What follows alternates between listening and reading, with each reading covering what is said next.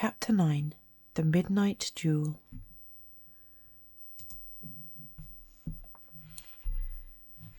Harry had never believed he would meet a boy he hated more than Dudley, but that was before he met Draco Malfoy. Still, first-year Gryffindors only had potions with the Slytherins, so they didn't have to put up with Malfoy much. Or at least, they didn't until they spotted a notice pinned up in the Gryffindor common room, which made them all groan. Flying lessons would be starting on Thursday, and Gryffindor and Slytherin would be learning together. "Typical," said Harry darkly. "Just what I always wanted, to make a fool of myself on a broomstick in front of Malfoy." He had been looking forward to learning to fly more than anything else. "You don't know you'll make a fool of yourself," said Ron, reasonably. "Anyway, I know Malfoy's always going on about how good he is at Quidditch, but I bet that's all talk." Malfoy certainly did talk about flying a lot. He complained loudly about first years never getting in the house Quidditch teams, and told long, boastful stories which always seemed to end with him narrowly escaping muggles in helicopters. He wasn't the only one, though. The way Seamus Finnegan told it, he'd spent most of his childhood zooming around the countryside on his broomstick. Even Ron would tell anyone who'd listen about the time he'd almost hit a hang glider on Charlie's old broom. Everyone from Wizarding families talked about Quidditch constantly. Ron had already had a big argument with Dean Thomas, who shared the dormitory, about football. Ron couldn't see what was exciting about a game with only one ball when no one was allowed to fly. Harry had caught Ron prodding Dean's poster of West Ham football team, trying to make the players move. Neville had never been on a broomstick in his life, because his grandmother had never let him near one. Privately, Harry felt she'd had a good reason, because Neville managed to have an extraordinary number of accidents, even with both feet on the ground. Hermione Granger was almost as nervous about flying as Neville was. This was something you couldn't learn by heart out of a book, not that she hadn't tried. At breakfast on Thursday, she bored them all stupid with flying tips she'd got out of a library book called Quidditch Through the Ages. Neville was hanging on to her every word, desperate for anything that might help him hang on to his broomstick later. But everybody else was pleased when Hermione's lecture was interrupted by the arrival of the post. Harry hadn't had a single letter since Hagrid's note, something that Malfoy had been quick to notice, of course. Malfoy's eagle owl was always bringing him packages of sweets from home, which he opened gloatingly at the Slytherin table. A barn owl brought Neville a small package from his grandmother. He opened it excitedly and showed them a glass ball the size of a large marble, which seemed to be full of white smoke. It's Remembrall," he explained. "Gran knows I forget things. This tells you if there's something you've forgotten to do. Look, you hold it tight like this, and if it turns red—" "Oh." His face fell, because the Remembrall had suddenly glowed scarlet. "You've forgotten something." Neville was trying to remember what he'd forgotten when Draco Malfoy, who was passing the Gryffindor table, snatched the Remembrall out of his hand. Harry and Ron jumped to their feet. They were half hoping for a reason to fight Malfoy, but Professor McGonagall, who could spot trouble quicker than any teacher in the school, was there in a flash. "What's going on?" "Malfoy's got my Remembrall, Professor." Scowling, Malfoy quickly dropped the Remembrall back on the table. "Just looking," he said, and he sloped away with Crabbe and Goyle behind him.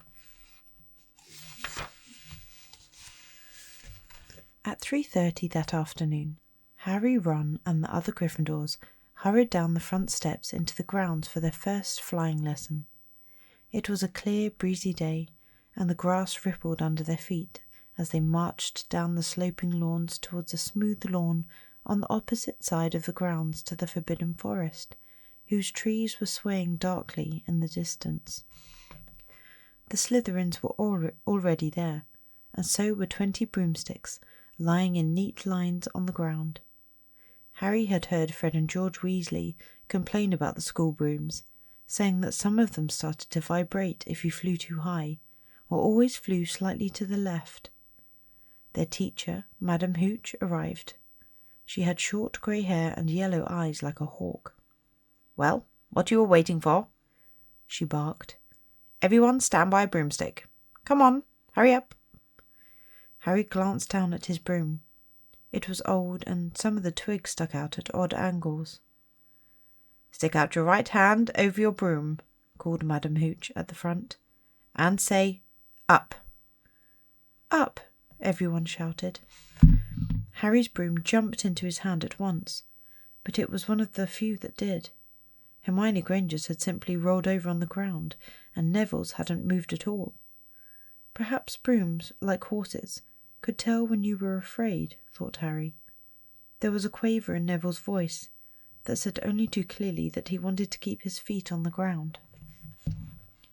Madam Hooch then showed them how to mount their brooms without sliding off the end, and walked up and down the rows, correcting their grips. Harry and Ron were delighted when she told Malfoy he'd been doing it wrong for years. "Now, when I blow my whistle, you kick off from the ground hard," said Madam Hooch. "Keep your broom steady, rise a few feet, and then come straight back down by leaning forward slightly. On my whistle. 3, 2. But Neville, nervous and jumpy, and frightened of being left on the ground, pushed off hard before the whistle had touched Madam Hooch's lips. "Come back, boy!" she shouted, but Neville was rising straight up like a cork shot out of a bottle. 12 feet, 20 feet. Harry saw his scared white face look down at the ground falling away, saw him gasp, slip sideways off the broom, and wham! A thud and a nasty crack, and Neville lay face down on the grass in a heap. His broomstick was still rising higher and higher, and started to drift lazily towards the Forbidden Forest and out of sight.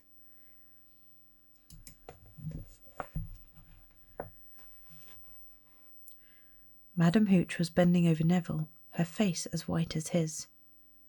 "Broken wrist," Harry heard her mutter. "Come on, boy. It's all right. Up you get." She turned to the rest of the class. "None of you is to move while I take this boy to the hospital wing. You leave those brooms where they are, or you'll be out of Hogwarts before you can say Quidditch. Come on, dear." Neville, his face tear-streaked, clutching his wrist, hobbled off with Madam Hooch, who had her arm around him. No sooner were they out of earshot than Malfoy burst into laughter. "Did you see his face? Great lump." The other Slytherins joined in. "Shut up, Malfoy," snapped Parvati Patil. "Oh, sticking up for Longbottom," said Pansy Parkinson, a hard-faced Slytherin girl. "Never thought you'd like fat little crybabies, Parvati." "Look," said Malfoy, darting forward and snatching something out of the grass. "It's that stupid thing Longbottom's gran sent him." The Remembrall glittered in the sun as he held it up. "Give that here, Malfoy," said Harry quietly. Everyone stopped talking to watch. Malfoy smiled nastily. "Think I'll leave it somewhere for Longbottom to collect? How about up in a tree?" "Give it here!" Harry yelled, but Malfoy had leapt onto his broomstick and taken off. He hadn't been lying. He could fly well. Hovering level with the topmost branches of an oak, he called, "Come and get it, Potter!" Harry grabbed his broom. "No!" shouted Hermione Granger. "Madam Hooch told us not to move. You'll get us all into trouble." Harry ignored her. Blood was pounding in his ears. He mounted the broom and kicked hard against the ground, and up he soared. Air rushed through his hair and his robes, whipped out behind him, and in a rush of fierce joy he realised he'd found something he could do without being taught. This was easy. This was wonderful. He pulled his broomstick up a little to take it even higher, and heard screams and gasps of girls back on the ground, an admiring whoop from Ron. He turned his broomstick sharply to face Malfoy in midair. Malfoy looked stunned. "Give it here," Harry called, "or I'll knock you off that broom." "Oh, yeah?" said Malfoy, trying to sneer but looking worried. Harry knew somehow what to do. He leant forward and grasped the broom tightly in both hands as it shot towards Malfoy like a javelin. Malfoy only just got out of the way in time. Harry made a sharp about turn and held the broom steady. A few people below were clapping. "No Crab and Goyle up here to save your neck, Malfoy," Harry called. The same thought seemed to have struck Malfoy. "Catch it if you can, then," he shouted, and he threw the glass ball high into the air and streaked back towards the ground. Harry saw, as though in slow motion, the ball rise up in the air and then start to fall.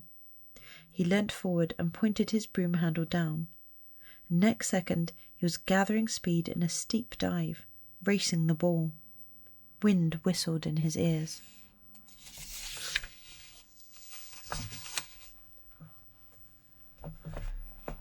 Mingled with the screams of people watching. He stretched out his hand. A foot from the ground he caught it just in time to pull his broom straight, and he toppled gently onto the grass with the Remembrall clutched safely in his fist. "Harry Potter!" His heart sank faster than he'd just dived. Professor McGonagall was running towards them. He got to his feet, trembling. "Never in all my time at Hogwarts!" Professor McGonagall was almost speechless with shock, and her glasses flashed furiously. "How dare you? Might have broken your neck." "It wasn't his fault, Professor." "Be quiet, Miss Patil." "But Malfoy—" "That's enough, Mr. Weasley. Potter, follow me, now." Harry caught sight of Malfoy, Crabbe and Goyle's triumphant faces as he left, walking numbly in Professor McGonagall's wake as she strode towards the castle. He was going to be expelled, he just knew it. He wanted to say something to defend himself, but there seemed to be something wrong with his voice. Professor McGonagall was sweeping along without even looking at him. He had to jog to keep up. Now he'd done it. He hadn't even lasted 2 weeks. He'd be packing his bags in 10 minutes. What would the Dursleys say when he turned up on the doorstep? Up the front steps, up the marble staircase inside, and still Professor McGonagall didn't say a word to him. She wrenched open the doors and marched along corridors with Harry trotting miserably behind her. Maybe she was taking him to Dumbledore. He thought of Hagrid, expelled but allowed to stay on as gamekeeper. Perhaps he could be Hagrid's assistant. His stomach twisted as he imagined it, watching Ron and the others becoming wizards, while he stumped around the grounds carrying Hagrid's bag. Professor McGonagall stopped outside a classroom. She opened the door and poked her head inside. "Excuse me, Professor Flitwick, could I borrow wood for a moment?" Wood, thought Harry, bewildered. Was wood a cane she was going to use on him? But Wood turned out to be a person, a burly fifth-year boy who came out of Flitwick's class looking confused. "Follow me, you two," said Professor McGonagall, and they marched on up the corridor, Wood looking curiously at Harry. "In here." Professor McGonagall pointed them to a classroom, which was empty except for Peeves, who was busy writing rude words on the blackboard. "Out, Peeves," she barked. Peeves threw the chalk into the bin, which clanged loudly, and he swooped out cursing. Professor McGonagall slammed the door behind him and turned to face the two boys. "Potter, this is Oliver Wood. Wood, I've found you a seeker." Wood's expression changed from puzzlement to delight. "You serious, Professor?" "Absolutely," said Professor McGonagall crisply. "The boy's a natural. I've never seen anything like it." Was that your first time on a broomstick, Potter? Harry nodded silently. He didn't have a clue what was going on, but he didn't seem to be being expelled, and some of the feeling started coming back to his legs. He caught that thing in his hands after a 50-foot dive, Professor McGonagall told Wood. Didn't even scratch himself. Charlie Weasley couldn't have done it. Wood was now looking as though all his dreams had come true at once.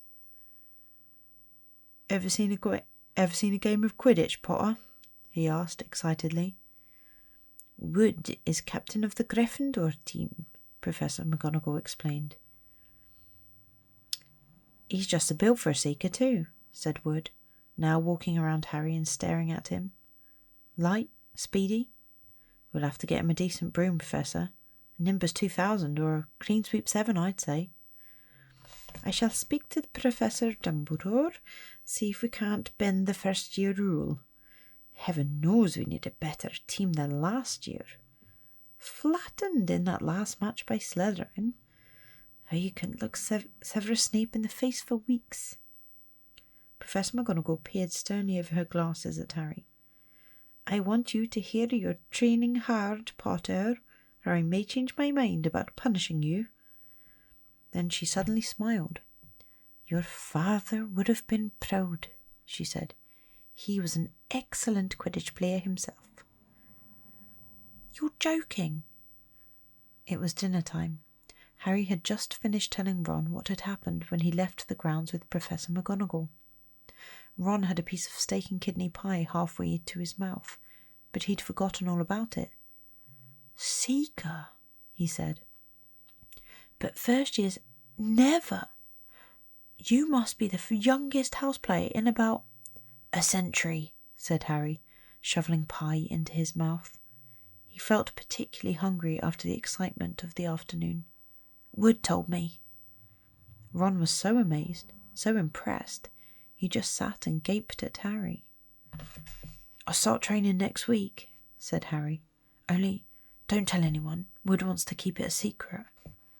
Fred and George Weasley now came into the hall, spotted Harry and hurried over. Well done, said George in a low voice. Wood told us. We're on the team too. Beat us. I tell you, we're going to win that Quidditch Cup for sure this year, said Fred. We haven't won since Charlie left, but this year's team's going to be brilliant. You must be good, Harry. Wood was almost skipping when he told us. Anyway, we've got to go. Lee Jordan reckons he's found a new secret passageway out of the school. Bet it's that one behind the statue of Gregory the Smarmy that we found in our first week. See ya. Fred and George had hardly disappeared when someone far less welcome turned up. Malfoy, flanked by Crabbe and Goyle. Having a last meal, Potter? When you get in the train back to the Muggles? You're a lot braver now you're back on the ground and you've got your little friends with you, said Harry, coolly. There was, of course, nothing at all little about Crabbe and Goyle, but as the high table was full of teachers, neither of them could do more than crack their knuckles and scowl. I'll take you on any time on my own, said Malfoy. Tonight, if you want. Wizard's duel. Wands only. No contact. What's the matter? Never heard of a wizard's duel before, I suppose? Course he has, said Ron, wheeling around. I'm his second. Who's yours? Malfoy looked at Crabbe and Goyle, sizing them up. Crabbe, he said. Been night all right? We'll meet you in the trophy room. That's always unlocked. When Malfoy had gone, Ron and Harry looked at each other. What is a wizard's duel? Said Harry. And what do you mean you're my second? Well, a second's there to take over if you die, said Ron casually, who started at last on his cold pie. Catching the look on Harry's face, he added quickly, but people only die in proper duels, with real wizards. The most you and Malfoy will be able to do is send sparks at each other. Neither of you knows enough magic to do any real damage. I bet he expected you to refuse anyway. And what if I wave my wand and nothing happens? Throw it away and punch him on the nose, Ron suggested. Excuse me? They both looked up. It was Hermione Granger. Oh, can't a person eat in peace in this place? Said Ron. Hermione ignored him and spoke to Harry. I couldn't help overhearing what you and Malfoy were saying. Bet you could, muttered Ron. And you mustn't go wandering around the school at night. Think of the points you'll lose for Gryffindor if you're caught. And you're bound to be. It really is very selfish of you. And it's really none of your business, said Harry. Goodbye, said Ron. All the same, it wasn't what you'd call the perfect end to the day, Harry thought, as he lay awake much later, listening to Dean and Seamus falling asleep. Neville wasn't back from the hospital wing. Ron had spent all evening giving him advice, such as, if he tries to curse you, you better dodge it, because I can't remember how to block him. There was a very good chance they were going to get caught by Filch or Mrs. Norris, and Harry felt he was pushing his luck, breaking another school rule today. On the other hand, Malfoy's sneering face kept looming up out of the darkness. This was his big chance to beat Malfoy face to face. He couldn't miss it. 11:30, Ron muttered at last. We better go. They pulled on their dressing gowns, picked up their wands and crept across the tower room, down the spiral staircase and into Gryffindor Common Room. A few embers were still glowing in the fireplace, turning all the armchairs into hunched black shadows. They had almost reached the portrait hole when a voice spoke from the chair nearest them. I can't believe you're going to do this, Harry. A lamp flickered on. It was Hermione Granger, wearing a pink dressing gown and a frown. You, said Ron furiously. Go back to bed. I almost told your brother, Hermione snapped. Percy, he's a prefect. He'd put a stop to this. Harry couldn't believe anyone could be so interfering. Come on, he said to Ron. He pushed open the portrait of the fat lady and climbed through the hole. Hermione wasn't going to give up that easily. She followed Ron through the portrait hole, hissing at them like an angry goose. Don't you care about Gryffindor? Do you only care about yourselves? I don't want Slytherin to win the House Cup, and you'll lose all the points I got from Professor McGonagall for knowing about switching spells. Go away. All right, but I warned you. You just remember what I said when you're on the train home tomorrow. You're so... But what they were, they didn't find out. Hermione had turned to the portrait of the fat lady to get back inside, and found herself facing an empty painting. The fat lady had gone on a nighttime visit, and Hermione was locked out of Gryffindor Tower. Now what am I going to do? She asked shrilly. That's your problem, said Ron. We've got to go. We're going to be late. They hadn't even reached the end of the corridor when Hermione caught up with them. I'm coming with you, she said. You are not. Do you think I'm going to stand out here and wait for Filch to catch me? If he finds all three of us, I'll tell him the truth, that I was trying to stop you and you can back me up. You've got some nerve, said Ron loudly. Shut up, both of you, said Harry sharply. I heard something. It was a sort of snuffling. Mrs. Norris, breathed Ron, squinting through the dark. It wasn't Mrs. Norris. It was Neville. He was curled up on the floor, fast asleep, but jerked suddenly awake as they crept nearer. Thank goodness you found me. I've been out here for hours. I couldn't remember the new password to get into bed. Keep your voice down, Neville. The password's pig snout, but it won't help you now. The fat lady's gone off somewhere. How's your arm? Said Harry. Fine, said Neville, showing them. Madame Pomfrey mended it in about a minute. Good. Well, look, Neville, we've got to be somewhere. We'll see you later. Don't leave me, said Neville, scrambling to his feet. I don't want to stay here alone. The bloody Baron's been past twice already. Ron looked at his watch and then glared furiously at Hermione and Neville. If either of you get us caught, I'll never rest until I've learnt that curse of the bogies Quirrell told us about and used it on you. Hermione opened her mouth, perhaps to tell Ron exactly how to use the curse of bogies, but Harry hissed at her to be quiet and beckoned them all forward. They flitted along the corridors, stripped with bars of moonlight from the high windows. At every turn, Harry expected to run into Filch or Mrs. Norris, but they were lucky. They sped up a staircase to the 3rd floor and tiptoed towards the trophy room. Malfoy and Crabbe weren't there yet. The crystal trophy cases glimmered where the moonlight caught them. Cups, shields, plates, and statues winked silver and gold in the darkness. They edged along the walls, keeping their eyes on the doors at either end of the room. Harry took out his wand in case Malfoy leapt in and started at once.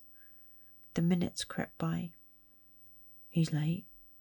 Maybe he's chickened out, Ron whispered. Then a noise in the next room made them jump. Harry had only just raised his wand when they heard someone speak, and it wasn't Malfoy. Sniff around, my sweet. They might be lurking in a corner. It was Filch speaking to Mrs. Norris. Horror-struck, Harry waved madly at the other three to follow him as quickly as possible. They scurried silently towards the doorway, away from Filch's voice. Neville's robes had barely whipped around the corner when they heard Filch enter the trophy room. They're in here somewhere, they heard him mutter. Probably hiding. This way, Harry mouthed to the others, and, petrified, they began to creep down a long gallery full of suits of armour. They could hear Filch getting nearer. Neville suddenly let out a frightened squeak and broke into a run. He tripped, grabbed Ron around the waist, and the pair of them toppled right into a suit of armour. The clanging and crashing were enough to wake the whole castle. Run! Harry yelled, and the 4 of them sprinted down the gallery, not looking back to see whether Filch was following. They swung around the doorpost and galloped down one corridor and then another, Harry in the lead, without any idea where they were or where they were going. They ripped through a tapestry and found themselves in a hidden passageway, hurtled along it and came out near their charms classroom, which they knew was miles from the trophy room. I think we've lost him, Harry panted, leaning against the cold wall and wiping his forehead. Neville was bent double, wheezing and spluttering. I told you, Hermione gasped, clutching at the stitch in her chest. I told you. We've got to get back to Gryffindor Tower, said Ron, quickly as possible. Malfoy tricked you, Hermione said to Harry. You realise that, don't you? He was never going to meet you. Filch knew someone was going to be in the trophy room. Malfoy must have tipped him off. Harry thought she was probably right, but he wasn't going to tell her that. Let's go. It wasn't going to be that simple.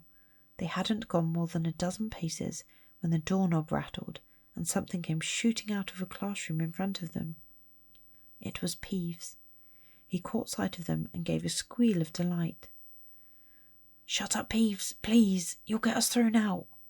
Peeves cackled. Wandering round at midnight, ickle firsties. Tut, tut, tut. Naughty, naughty, you'll get caughty. Not if you don't give us away, Peeves, please. Should I tell Filch? I should, said Peeves in a saintly voice, but his eyes glittered wickedly. It's for your own good, you know. Get out of the way, snapped Ron, taking a swipe at Peeves. This was a big mistake. "Students out of bed," Peeves bellowed. "Students out of bed down the charms corridor." Ducking under Peeves, they ran for their lives, right to the end of the corridor where they slammed into a door, and it was locked. "Oh, this is it," Ron moaned as they pushed helplessly at the door. "We're done for. This is the end." They could hear footsteps, Filch running as fast as he could towards Peeves's shouts. "Oh, move over," Hermione snarled. She grabbed Harry's wand, tapped the lock, and whispered, "Alohomora." The lock clicked and the door swung open. They piled through it, shut it quickly, and pressed their ears against it, listening. "Which way did they go, Peeves?" Filch was saying. "Quick, tell me." "Say please." "Don't mess me about, Peeves. Now where did they go?" "Shan't say nothing if you don't say please," said Peeves in his annoying sing-song voice. "All right, please." "Nothing. Ha ha. Told you I wouldn't say nothing if you didn't say please. Ha ha ha." And they heard the sound of Peeves whooshing away and Filch cursing in rage. "He thinks this door is locked," Harry whispered. "I think we'll be okay. Get off, Neville." For Neville had been tugging on the sleeve of Harry's dressing gown for the last minute. "What?" Harry turned around and saw quite clearly what. For a moment he was sure he'd walked into a nightmare. This was too much, on top of everything that had happened so far. They weren't in a room, as he had supposed. They were in a corridor. The forbidden corridor on the 3rd floor, and now they knew why it was forbidden. They were looking straight into the eyes of a monstrous dog, a dog which filled the whole space between ceiling and floor. It had 3 heads, 3 pairs of rolling, mad eyes, 3 noses, twitching and quivering in their direction, 3 drooling mouths, saliva hanging in slippery ropes from yellowish fangs. It was standing quite still, all 6 eyes staring at them, and Harry knew that the only reason they weren't already dead was that their sudden appearance had taken it by surprise, but it was quickly getting over that. There was no mistaking what those thunderous growls meant. Harry groped for the doorknob between Filch and death. He'd take Filch. They fell backwards. Harry slammed the door shut and they ran. They almost flew back down the corridor. Filch must have hurried off to look for them somewhere else, because they didn't see him anywhere. But they hardly cared. All they wanted to do was put as much space as possible between them and that monster. They didn't stop running until they reached the portrait of the fat lady on the 7th floor. "Where on earth have you all been?" she asked, looking at their dressing gowns hanging off their shoulders and their flushed, sweaty faces. "Never mind that. Pig snout! Pig snout!" panted Harry, and the portrait swung forward. They scrambled into the common room and collapsed, trembling, into armchairs. It was a while before any of them said anything. Neville, indeed, looked as if he'd never speak again. "What do they think they're doing, keeping a thing like that locked up in a school?" said Ron finally. "If any dog needs exercise, that one does." Hermione had got her breath and her bad temper back again. "You don't use your eyes, any of you, do you?" she snapped. "Didn't you see what it was standing on?" "The floor?" Harry suggested. "I wasn't looking at its feet. I was too busy with its heads." "No, not the floor. It was standing on a trapdoor. It's obviously guarding something." She stood up, glaring at them. "I hope you're pleased with yourselves. We could have all been killed, or worse, expelled. Now, if you don't mind, I'm going to bed." Ron stared after her, his mouth open. "No, we don't mind," he said. "You'd think we dragged her along, wouldn't you?" But Hermione had given Harry something else to think about as he climbed back into bed. The dog was guarding something. What had Hagrid said? Gringotts were the safest place in the world for something you wanted to hide, except perhaps Hogwarts. It looked as though Harry had found out where the grubby little package from Vault 713 was.